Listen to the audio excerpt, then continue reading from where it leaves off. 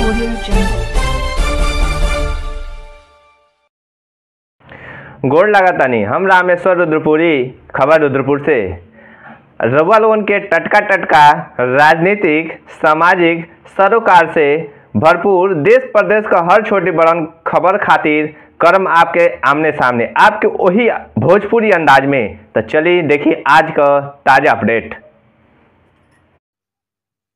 बिहान आई हाई स्कूल और इंटर के लइका लोगन को रिजल्ट रउआ लोगन के बता दी कि बिहने सब लोगन के दिल के धड़कन के बढ़ाए वाला रिजल्ट हाई स्कूल और इंटर को सबके सामने हुई। वो 2 बजे दोपहरिया में एके देखे खातिर upmsp.edu.in और NIC का वेबसाइट upresults.nic.in पर देखल जा सकेला।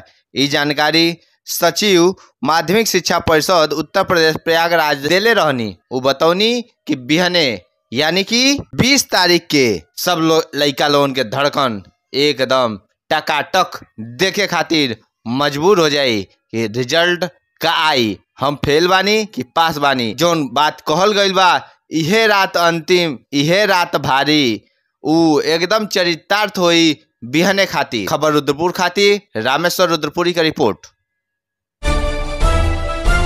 Audio Jungle.